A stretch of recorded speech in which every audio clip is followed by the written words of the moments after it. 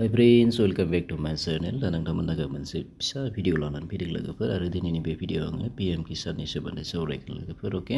दा नोंथांमोना नि थाखाय जोबोर मोजां खौरां लोगोफोर PM किसाननि जे इनस्टलमेन्ट बे बारायसिगोन लोगोफोर अके दा बे माब्लानिफ्राय बारायगोन जोंथ' ओरैनो सिगां इयारलि 6000 मोननो हायोमोन नालाय नङा होमबा मोनथाम इनस्टलमेन्टजों 2000 करे मोनथाम इनस्टलमेन्ट माने 6000 मोननो हायोमोन लोगोफोर अके दा बे जि 6000 बे बारायसिगोन जोंनि लोगोफोर अके दा बारायनानै बेसेबां जागोन आरो माब्लानिफ्राय मोननो हागोन बे गासै बाथ्राफोरखौ आं बे भिडिअनि थ्रु सावरायगोन लोगोफोर नोंथांमोना भिडिअखौ नायलांबाय थाबानो जाबाय अके दा जियानो जा जिहेथु जोंहा 19 इनस्टलमेन्टआ फैगासिनो दङ लोगोफोर फेब्रुवारियाव एक्सपेक्ट खालामनो हायो खारन जोंहा बोसोरसेयाव जिहेथु मोनथाम किस्तियाव बेनि फैसाखौ होनाय जायो लोगोफोर अके 2000 करे जोङो मामोन 6000 मोननो हायोमोन दा बे 19 इनस्टलमेन्टनि जि 2000 बेखौ फेब्रुवारियाव एक्सपेक्ट खालामनो हायो लोगोफोर अके खारन फेब्रुवारियावनो मोनखागोन खिन्थु बेनि तारिखआल'सो डिक्लेयार जायाखै आरोना माब्ला होमारगोन बबे खालाराव होमारगोन बेयो दासिम फाइनेल जायाखै लोगोफोर अर्थात डेटखौ दासिमबो फोसावथ'वाखै अके जियानो जा दा बेयाव मोननो थाखाय मानो नोंथाङा जुदि स्टेटासखौ नोंथांनि जि PM किसाननि माबा एकाउन्ट बेयो थिगै दंना गैया बेखौ मिन्थिनो थाखाय नोंथाङा नो इउर स्टेटासाव नायनानै लाग्रोबानो जाबाय दा बेवहाय मा खालामनांगोन नोंथांमोना दा बियो नैयाव रेजिस्ट्रेसन नाम्बारखौ होदो केपसा क'डखौ होनानै OTPनि थाखाय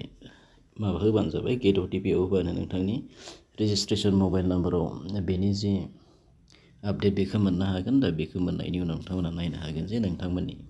दा बे KYC जि एकाउन्ट दङ लोगोफोर अके दा बेवहाय मा जानानै दङ लेन्ड सिडिंआ थिगै दंना गैया आधार सिडिंआ थिगै दंना गैया एबा KYC जादोंना जायाखै अके स्टेटासा माबायदि जानानै दङ बेखौ नायनो हागोन जुदि स्टेटासा बे मोनथामबो अर्थात लेन्ड सिडिं आधार सिडिं एन्ड KYC बे जुदि थिगैनो दङबा नोंथांमोना 19 इनस्टलमेन्टखौ मोननो हागोन आरो नङाबा जुदि बे थिगै गैयाबा हमना लाबाय नोंथाङा KYC जायाखै अब्ला बे नोंथाङा 19 इनस्टलमेन्टखौ मोननो हानाय नङा लोगोफोर अके दा जायफोरा बेखौ नायनानै लादो स्टेटासा जुदि क्लियार जायाखैबा बेखौ लेन्ड सिडिं बायदिसिना जायाखैबा बेखौ खालामनानै लाबानो जाबाय अके बा KYC जायाखैबा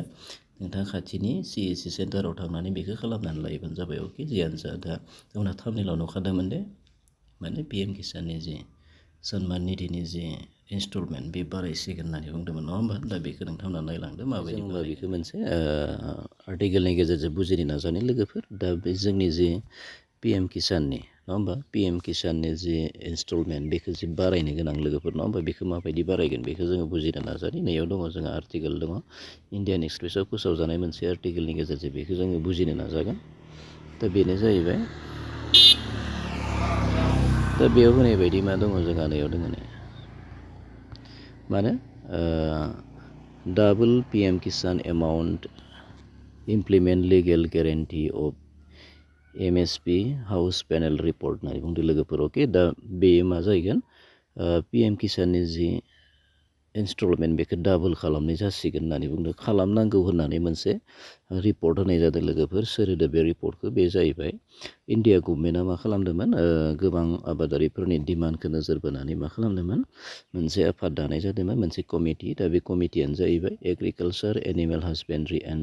फुड प्रसेसिं इउनिटखौ लाफानानै मोनसे गभर्नमेन्ट अफ इन्डिया बेखौ मा खालामदोंमोन मोनसे आफाद दानानै होदोंमोन जे मोनसे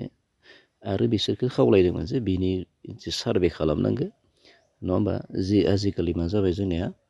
आबादारिफोरनि जि नांगौ जानाय मुवा बेसादफोर नङा होमबा बे गासैबो मुवा बेसादा जिहेतु बारायबाय दा बेखौ नोजोर बोनानै माबायदि बेसेबां बारायबा हामगोन हामा बेनि सायाव नोजोर बोनो थाखाय रिपर्ट मोनसे होनो थाखाय गभर्नमेन्ट अफ इन्डिया मोनसे बे आफादखौ दानाय जादोंमोन आरो खावलायदोंमोन जे आफादा जाहैबाय agriculture animal husbandry and food processing unit होननाय मोनसे माबा दादों बेनि गेजेरजों बिथांमोनखौ रिपर्ट होनो थाखाय खावलायदोंमोन आरो बे रिपर्ट बायदियै बिथांमोनहा दा PM किसाननि जि एमाउन्ट बेखौ माने बारायनांगौ होननानै डाबल खालामनांगौ होननानै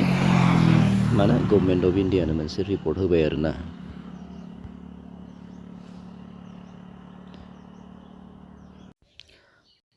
दा बे रिपर्ट बायदियैनो नैयाव मुंख'नाय दङ आरो बेखौ नायलांबानो जाबाय लोगोफोर नङा होमबा बे आर्टिकेलाव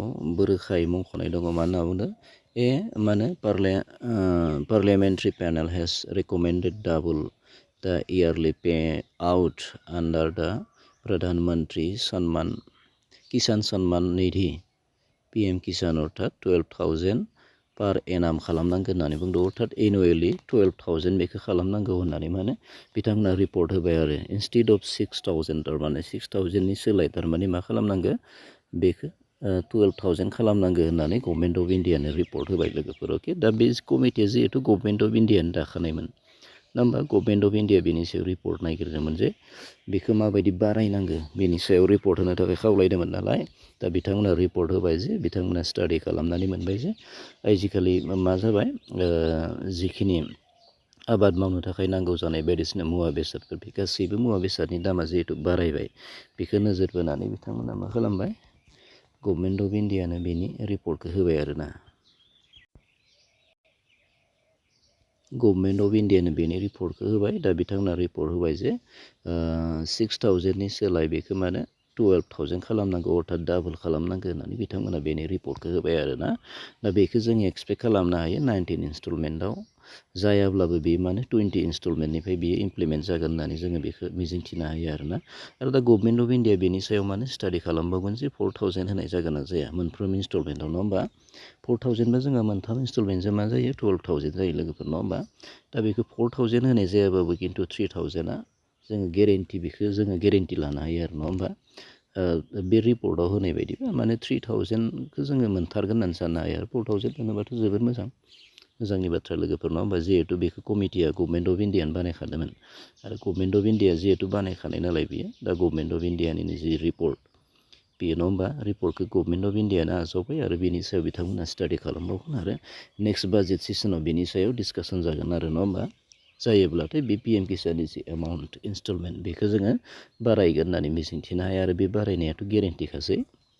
4,000 नङाबाबो मोनफ्रोम इन्स्टलमेन्टआव 3,000आ जानायनि आखा दं आरो नङा होमबा 3,000 बाबो जोंहा मा मोनथामजों 9,000 जागोन आरो 4,000 करिबाथ' जोंहा 12,000 जाबाय लोगोफोर नङा होमबा दा बे नोंथांमोननि थाखाय बे मोनसे मोजां खबरखौ आं नोंथांमोननो होबाय जियानो जा भिडिअ बेखिनियानोमोन जायफोरा आंनि चेनेलखौ नायना मोजां मोनदों नोंथांमोना लाइक खालामदो शेयार खालामदो आरो गोदानै फैदोंब्लाथाय चेनेलखौ साबस्क्राइब खालामनानै लाबानो जाबाय लोगोसे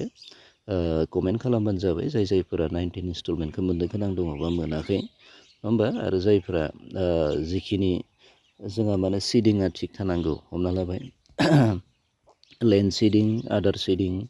लोगोसे KYC सिडिं नङा होमबा बे जुदि क्लियार दङबा नोंथांमोना 19 इन्स्टलमेन्टखौ मोननो हागोन आरो जायफोरा 18खौबो मोनाखैमोन 17खौबो मोनाखैमोन नोंथांमोनाथ' खेबसेनो डाबल मोनखागोन आरो ना डाबल मोननो हागोन हमना लाबाय सोरबाया 6,000 सोरबाया 9,000 सोरबाया 8,000 10,000 मोननो हागोन जायफोरा सिगांनि इन्स्टलमेन्टफोरखौ मोनबोआखै लोगोफोर अके दा भिडिअ बेखिनियानोमोन थेंक इउ फर वाचिं